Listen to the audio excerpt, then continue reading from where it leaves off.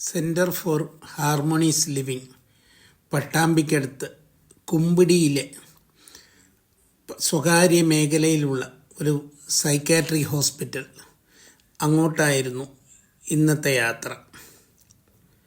അതിമനോഹരമായ ഒരു ഗ്രാമം. ആ ഗ്രാമത്തെ ചുറ്റി നമ്മൾ എത്തിച്ചേരുന്നത് അതിലും മനോഹരമായ കലാഭംഗിയിൽ രൂപപ്പെടുത്തിയ ഒരു ഹോസ്പിറ്റൽ. പ്രകൃതിയുമായി ഒത്തിരി ഇണങ്ങി നിൽക്കുന്ന രൂപകൽപ്പന. സിവിക് ചന്ദ്രൻ്റെ മകളായ ഹരിത ചന്ദ്രൻ്റെ ആർക്കിടെക്റ്റിൻ്റെ ഒരു നാഴികക്കല്ലെന്ന് വേണമെങ്കിൽ പറയാം. അത്രയും മനോഹരമായ പടവുകളാണ്. ഈ പടവുകൾ കയറി എത്തുന്നത് നമ്മളിതിൻ്റെ OP വിഭാഗത്തിലാണ്. OP വിഭാഗത്തിൽ അവിടെ പ്രശസ്തമായ ഒരു ഫോട്ടോഗ്രാഫറുടെ കുറേ ഫോട്ടോകൾ അവിടെ വെച്ചിട്ടുണ്ട്. അവിടെ നിന്ന് നമ്മൾ നടന്നു പോകുന്നത് IP-യിലേക്കാണ്. IP-യിലേക്ക് എത്തും. IP-യിൽ നിന്നും ചെന്നെത്തുന്നത് ക്യാൻറ്റീനിലേക്കാണ്. ശരിക്കും പെട്ടെന്ന് നമുക്കൊരു റെക്കോർഡ്സ് റൂം എന്ന രീതിയിൽ തോന്നാം, പക്ഷേ അത് ക്യാൻറ്റീനായാണ് ഉപയോഗിക്കുന്നത്. അവിടെ നിന്ന് പുറത്തേക്ക് ഇറങ്ങുമ്പം അതിമനോഹരമായ ഒരു മുറ്റം. താഴെ നിന്നും നടന്നു വരാൻ പറ്റാത്തവർക്ക്, സ്റ്റെപ്പ് കയറി വരാൻ പറ്റാത്തവർക്ക് വാഹനത്തിൽ വരാനുള്ള സൗകര്യം. താഴെയുള്ള ആ കുളത്തിൻ്റെ സൈഡിൽ കൂടി റോഡ് പൂർത്തിയാക്കിയിട്ടിരിക്കുന്നു.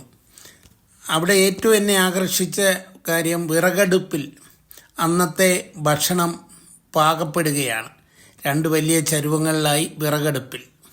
മുന്നോട്ട് പോകുമ്പോൾ ഈ സെക്യൂരിറ്റി ഉള്ളതുകൊണ്ട് പല ഭാഗവും ഗേറ്റുകളാൽ ബന്ധിപ്പിച്ചിട്ടിരിക്കുന്നു. ഈ ഭാഗത്ത് നിറയെ മണ്ണ്, അത്രയും പാകമായ മണ്ണായതുകൊണ്ട് ഒരുപാട് വൃക്ഷങ്ങൾ ഇവർ വാങ്ങിയതിൽ പിന്നെ വെച്ചു പിടിപ്പിച്ചതാണ്. അവിടെ തന്നെ ഒരു സ്ഥലത്ത് കോഴികളെ വളർത്തുന്നു, താറാവിനെ വളർത്തുന്നു, അത് കഴിഞ്ഞ് പശു.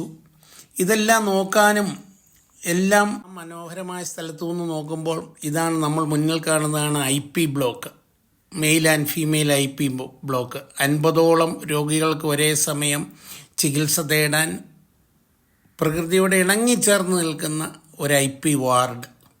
ഈ വാർഡിൽ അഡ്മിറ്റാകുന്ന രോഗികൾക്ക് ഭക്ഷണം ഉൾപ്പെടെ 1000 രൂപയാണ് ഒരു ദിവസത്തേക്ക് ചാർജ് ചെയ്യുന്നതെന്ന് പറയുന്നു. അവിടെ ബൈസ്റ്റാൻഡറെ അനുവദിക്കാറുമില്ല. കൂടുതൽ ബൈസ്റ്റാൻഡർ സൗകര്യവും മറ്റും വേണ്ടവർക്കായി 10ഓളം കോട്ടേജുകൾ അവിടെയുണ്ട്. ഈ നമ്മുടെ മുന്നിൽ കാണുന്നതാണ് കോട്ടേജുകൾ. എല്ലാം പ്രകൃതിയോട് ഇണങ്ങി വളരെ നാച്ചുറലായിട്ടുള്ള സ്ഥലത്താണ്. അവർക്ക് നടന്നു പോകാനും ആ കോട്ടേജുകളിൽ ഫാമിലിയായിട്ട് വന്ന് താമസിക്കാനും. സാധാരണ ഈ രോഗികളെ കുടുംബം സമൂഹവും ഒറ്റപ്പെടുത്തുന്നതുകൊണ്ട് അവർക്ക് വന്ന് വളരെ നല്ല രീതിയിൽ ഇവിടെ കഴിയാനുള്ളൊരു സൗകര്യം. റെയിൻ വാട്ടർ ഹാർവെസ്റ്റിങ്ങിന് ഉപയോഗിക്കാനായിട്ട് ഇവിടെ ഒരു വലിയ കുളം രൂപപ്പെടുത്തിയിട്ടുണ്ട്. അതിൻ്റെ സൈഡിൽ കളിക്കാനുള്ള സൗകര്യം, ലെഷർ ടൈമിൽ വന്നിരിക്കാനുള്ള സൗകര്യം.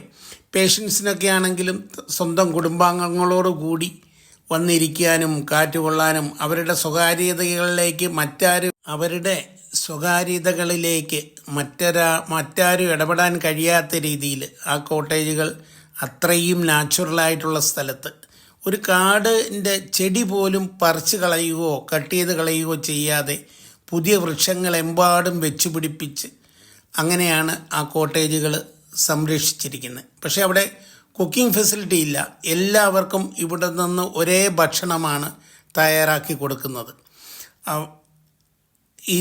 ഇനി പുതിയതായിട്ട് അവരുടെ പ്രോഗ്രാമിൽ കുക്കിംഗ് ഫെസിലിറ്റി കൂടെയുള്ള കോട്ടേജുകൾ അവരുടെ പ്ലാനിലുണ്ട്. അത് ആദ്യം ചെറിയൊരു 8 സെൻറ്റിൽ തുടങ്ങി ഇന്ന് 10.5 ഏക്കറിൽ വ്യാപിച്ച് കിടക്കുന്ന ഈ സ്ഥലത്ത് നേരെ മുമ്പോട്ട് നോക്കുമ്പോൾ ഭാരതപ്പുഴ ഇങ്ങനെ വളഞ്ഞ് ഒഴുകി വരുന്ന ഭാഗമാണ് നമ്മുടെ മുമ്പിലേക്ക് കാണുന്നത്. അവിടെ അത്യാവശ്യം ഇവിടത്തേക്ക് വേണ്ട പച്ചക്കറികളുമൊക്കെ കൃഷി ചെയ്യുന്നുണ്ട്. നമ്മൾ തിരികെ ഇറങ്ങുകയായി. പടവുകൾ ഇറങ്ങി വരുമ്പോൾ അന്ന് അവിടെ വിസിറ്റ് ചെയ്ത ഒരു കോളേജിലെ സ്റ്റുഡൻസിന് അവിടുത്തെ തന്നെ അഡ്മിനിസ്ട്രേറ്റർ ക്ലാസ്സുകൾ എടുക്കുകയാണ്. അങ്ങനെ ദിവസവും ഇവിടെ ക്ലാസ്സുകൾ അറ്റൻഡ് ചെയ്യാനും ഇവിടെയുള്ള രീതികൾ പഠിച്ചു മനസ്സിലാക്കാനുമായി പല ഇൻസ്റ്റിറ്റ്യൂഷനിൽ നിന്ന് ആളുകൾ വരികയും ഈ അടുത്ത കാലത്ത് അവിടെ ഒരു സിനിമ ഷൂട്ട് ചെയ്യുകയും സാധാരണ പിന്നെ പഞ്ചായത്തിൻ്റെ കാർഷിക പരിപാടികൾ, പിന്നെ വീൽ ചെയറിലൊക്കെ ഇരിക്കുന്ന രോഗികളെയൊക്കെ കൊണ്ടുവന്നിട്ടുള്ള അവരുടെ ഒരു പ്രോഗ്രാം, അതൊക്കെ ഇവിടെ നടത്തിയിട്ടുണ്ട്. അങ്ങനെയുള്ള എല്ലാ പ്രോഗ്രാമുകൾക്കും വിട്ടുകൊടുക്കാൻ പറ്റിയ സൗകര്യമുള്ളതും അവർക്ക് വേണമെങ്കിൽ ഭക്ഷണവും കാര്യങ്ങളും എല്ലാം അറേഞ്ച് ചെയ്ത് കൊടുക്കാനുള്ള സൗകര്യമുള്ള ഒരു സ്ഥലമാണ് ഈ സ്ഥലം. 10.5 ഏക്കറിൽ 4 സുഹൃത്തുക്കളുടെ കൂട്ടായ്മയിൽ തുടങ്ങിയ ഈ സംഭവം ഏതാണ്ട് 10-20 ഇൻവെസ്റ്റേഴ്സ്.